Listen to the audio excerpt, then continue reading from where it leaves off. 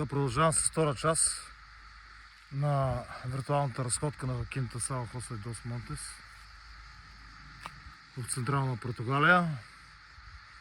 Близо на 5-6 минути пеша от най-голямото езеро в Португалия и на 20 км, 22-3 км от Томар, Тамплиерския град, и към 140 км от Лисабон.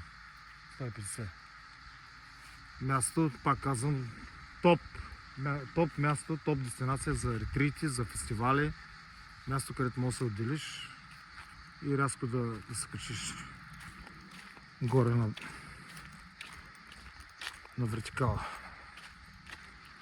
Сега втора част спускам. Първа част беше основната част на Quinta São José dos Montes.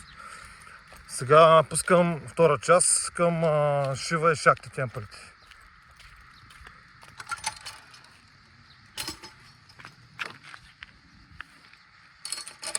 Тук нагоре са на пътя към селото Монтес. Намира се в едно село Монтес. Не знам колко голямо, но много като цяло ми се вижда изключително малко. Има един бар тук наблизо с магазин в едно. Така ефтиние не съм виждал никъде. Право пътя надолу. Днеска сваляха порковите дървета корите. Много яко. Всички вече са оголени. Там отсрещаш от ляво, в момента където си имаме Шакти темпъл. Това е мястото, където се провеждат основните практики, сесии и така нататък. Ще ида до него, да го запаметя, да го архивирам моят YouTube канал, където архивирам последните 4-5 години пътешествията си, приключенията и така нататък. Ето днеска ги сваляха кори от корковите дървета. Това са коркови дървета. Това е процедурата. Там го среща Шакти темпъл. Не знам, аз като го гледам, спокойно мога да събере 150-200 човека. Ние бяхме към 150 човека и се виждаше като празно такова. Така че спокойно 180, 170-80 човека могат да се съберат от това е положението. Тук се провеждаха тантра темпъл, вечерите. Всички основни сесии, място за отдих.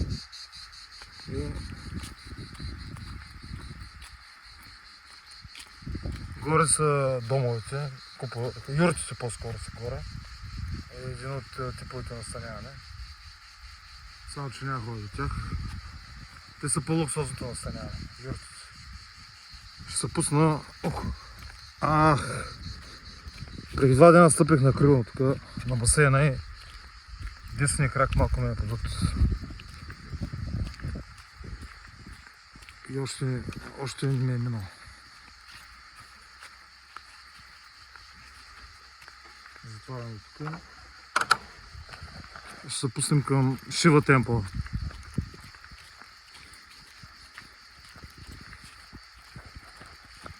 Мястото е изключително, не знам, като площ над 20 хектара. Не съм питал менеджера конкретно колко точно са, но като гледам така, тук са куполите и юртите насам.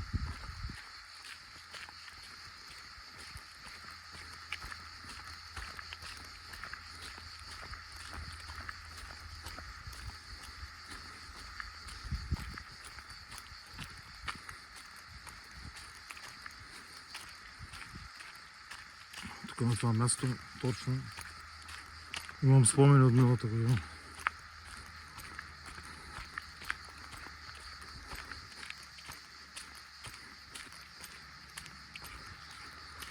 Правя една обиколка и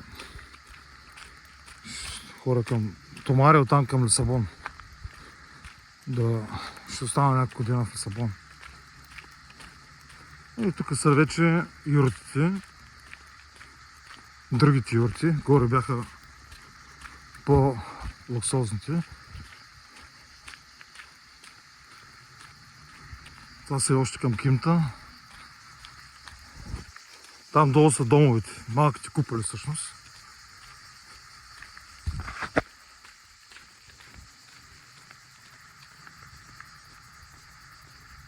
Ето ги. Една от опциите за настаняване тук. На ретритите, събитията, които се провеждат.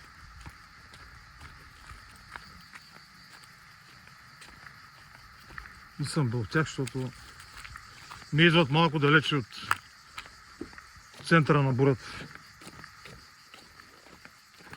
Аз обичам да съм търпанат, където се върти енергията. Такова отделяне. Доста далеч. В смисъл далече, спокойно 4-5 минути докато дойдеш от кухнята до тук, трапезарията. Юрци, долу са домовете, куполи, малките куполи. И отсреща Шива Темпъл, по-малкият купол, който също се провеждат практики, медитации, сесии. Преди малко ви показах Шакти Темпъл. Това е Шива Темпъл. Ето къде. И оттам надолу още продължава. Не е свършило.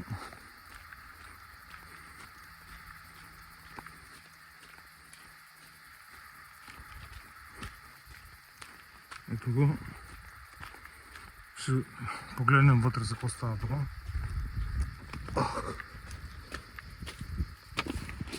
Ето. Шива Темпъл.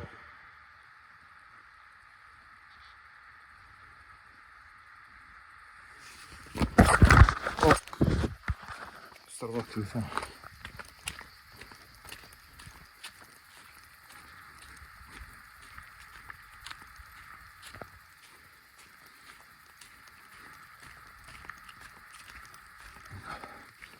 Уникално. Удивително място. Природа от всякъде, тишина, спокойствие. От всякъде сме заобиколени от едно състояние на безвреме, където времето е спряло.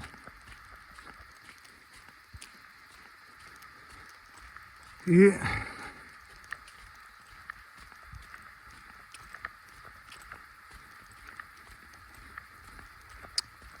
тук ще вземам отгоре къмпинга, където е местата за къмпинг, каравани, където са кемперите, където мога да се изпълниш палатката. Това също е опцията на настаняването. Мога да се паркираш кемпера и долу ще продължава. Това е насам. А тук вече надолу са палатките, тентите по-скоро. Има още куполи и така нататък. Малки. Ето. И отсреща долу се вижда езерото. Красота. Това е част от обекта. И слънцето изпече и ме ударих в гърба. Че съм изгорял целия. Почернях. За една седмица направих тези детина, че не мога да направя един месец. Това е тук продължението. Палатки, така нататък. И отсреща езерото се вижда там долу. Това е от мене.